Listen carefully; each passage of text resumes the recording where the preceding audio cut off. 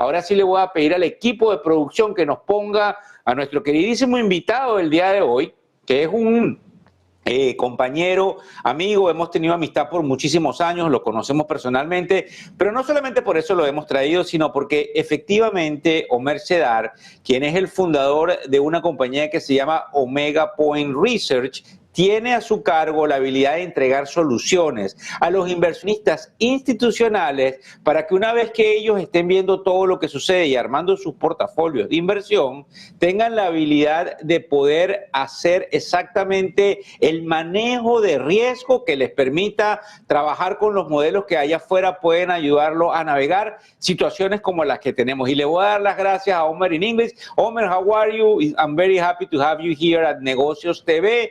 Thank you for coming. And I think the first question is, what are you thinking about the market based on the risk management solutions that you guys have? I know you speak with a lot of hedge funds and asset managers, and they are very surprised of what is happening within the last few weeks. So I don't know if you can explain to us a little bit, what are you seeing from your end? And thank you again for coming, Omer.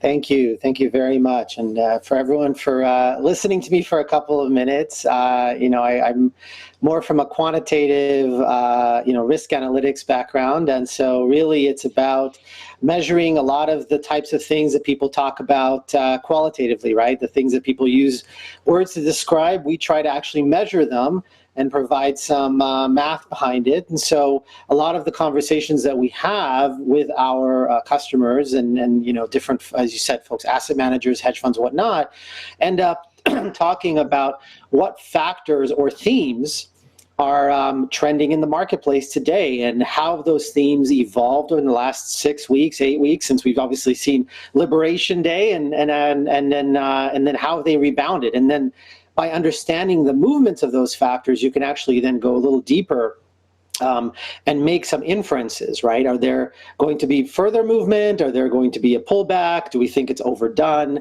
And so a lot of those conversations are really sort of the types that we have today, and certainly happy to go into some of those factors, but it's definitely a very dynamic market.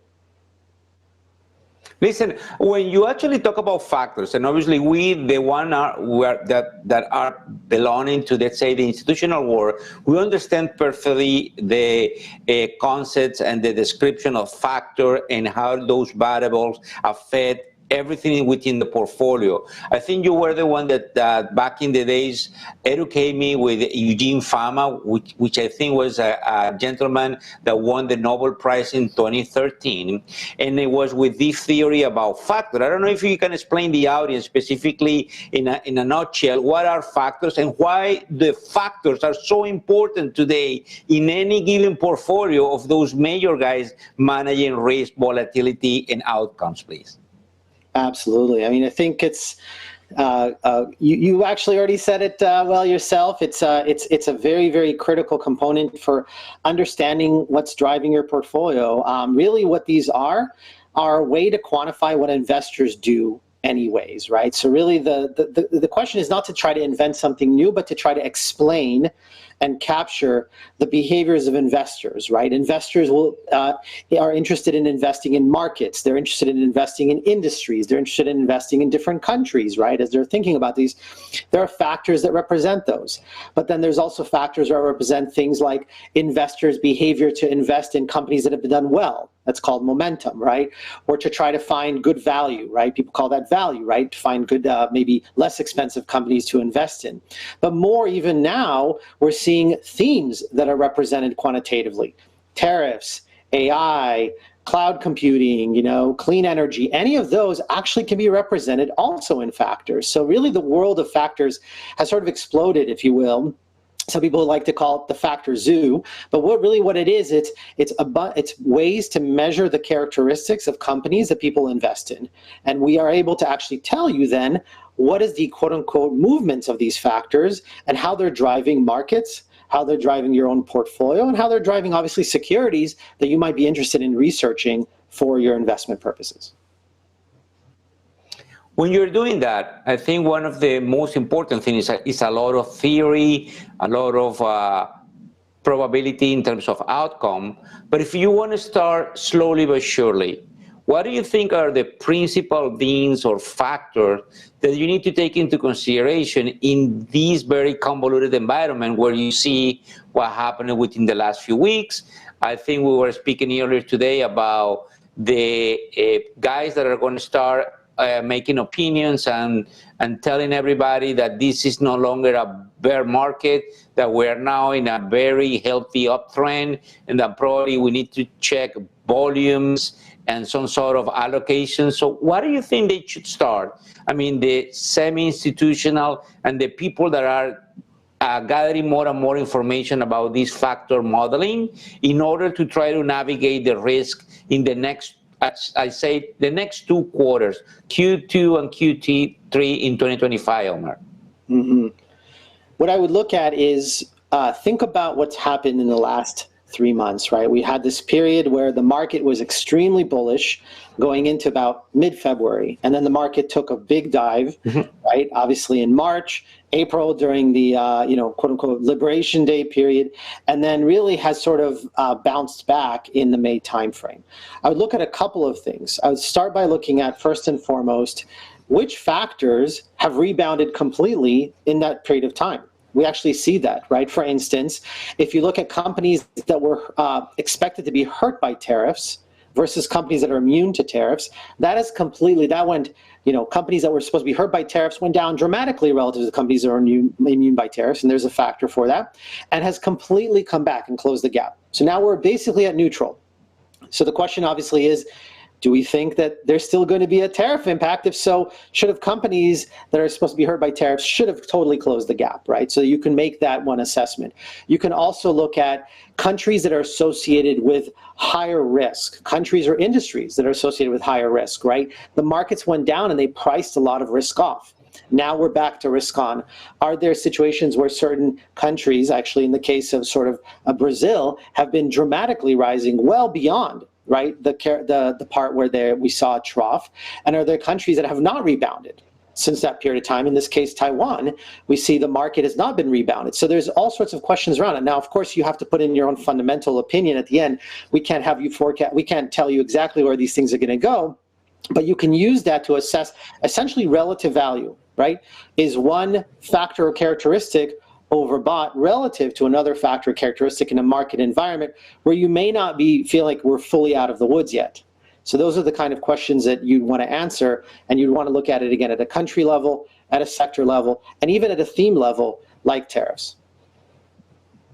Let me also ask you another question, and I know you and your brother put together this great company, Omega Point. Question is, in terms of the overall institutional landscape, let's say in the US and abroad, and we're focusing mostly in Spain and Latin America, is if you have to try to picture to us what is the percentage of managers that are using factor modeling today to approach the market? Do you think that the vast majority, 70%, 80% are using that? Or do you think that even though it's popular, and you call it this a factor zoo, which is mimic like a zoo because everybody's using some sort of stuff these days, do you think there is plenty of opportunities to keep pushing this to portfolio managers and analysts? So you think the market have a lot of room to growth in terms of the adoption of factor modeling in every single portfolio today? Yeah, we think there's actually a great opportunity, in fact, outside of what I would call the United States and certainly some of the major developed markets in using this type of information. I think why, number one, it's because it's a good way to be able to understand and capture a lot of the risks that are impacting those markets. In many cases, they seem to be similar risks, right, that are impacting them. So it allows you to understand, to differentiate what are the risks that are common to the markets and what are the risks that are not common to the markets. So as an asset allocator, if you're interested in looking at that, help you make those decisions. And then furthermore, from a complete stock picking or stock selection perspective, if you're an analyst or a portfolio manager and your job is to find specific alpha opportunities in a sub-market, understanding what the betas are of the market, being able to quantify them, allows you to isolate what are the actual alpha, right? What are the actual things that are driving the companies outside of those? And I think that there's a lot of opportunity. We see that there's a lot of alpha available, especially in, in Latin America and in a lot of the other markets out there. And, naturally markets where there's a lot more investors investing in it, the alpha might be shrinking, right, as we know. So definitely excited at the growth of the space, and we think it's a great opportunity for investors to incorporate as they're trying to go to the next stage of their investment life cycle. Give me 1 second, Omer. I'm going to try to summarize this in español because there is a lot of people that even though they are reading the subtitles, they feel comfortable when I just summarize this. Lo que estoy hablando con Omer es muy importante porque lo traigo a la tribuna, porque en definitiva, cuando ustedes están viendo la composición del portafolio, esto no es lanzar los dados y ahora decidir, vamos a comprar porque el mercado va hacia arriba. Fíjense bien, hay muchas de las cosas que esta gente tiene que tomar en cuenta, como por ejemplo, específicamente las variables que pueden cambiar en esa composición del portafolio. Los más experimentados son remunerados por cómo ellos consiguen lo que se llama alfa, que era lo que estaba diciendo Omer, que básicamente es el exceso de retorno en el portafolio. Por eso es que son ellos básicamente remunerados por toda la estructura institucional. Entonces, indudablemente que este componente que tiene que ver con esos factores, como él los habló, el de momentum, el de los países, el de la volatilidad, el de la inflación, el crecimiento, la política económica, pasa a formar parte de cómo cualquier joven, cualquier analista puede conseguir algunas de esas prebendas y tratar de posicionarse positivamente. Y por eso yo hago un esfuerzo desde la tribuna en traer a toda esta cantidad de gente institucional para que nos pueda explicar específicamente qué es lo que hacen los grandes, porque una de las cosas que hacemos desde Negocios TV es tratar de educar a esa población joven, latinoamericana, hispanoparlante de España, los que están regados por el mundo, en la cantidad de oportunidades que hay en el mercado de capitales hacia futuro. Omer, the last question for today is if you have any advice or anything that called your attention for the next, let's say, 4 weeks. I don't know if there is anything that you want to share with us. I know you don't tend to call the markets or forecast, but what are you seeing based on your experience that is capturing your attention after what happened probably this weekend and in the last few hours with this market going like 3.5% up today? Yeah. I would definitely actually watch, if, for those of you that have been following, both AI power and AI data centers, right? We see a very, very strong rise in those, again, way off the bottoms and continues to trend very positively in those two things. Obviously, we saw, right, we saw Meta come out, we saw Microsoft, we saw basically everyone saying, this is not stopping, that we're seeing a continuous investment in that space.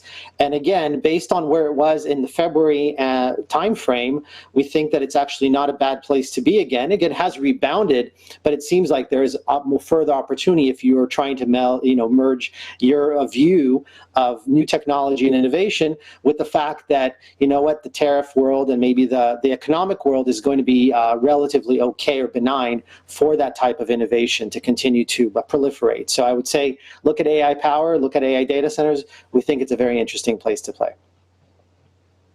Listen, thank you. I'm very happy, and we want to bring you from time to time because this topic is super important, it's extremely volatile, and as you know, everybody is now using this. The room to growth is huge, specifically outside the US, which comprehends Spain and Latin America. Kudos for you and your team, and we will speak soon, Omer. Thank you very much. Thank you. Thank you, Victor.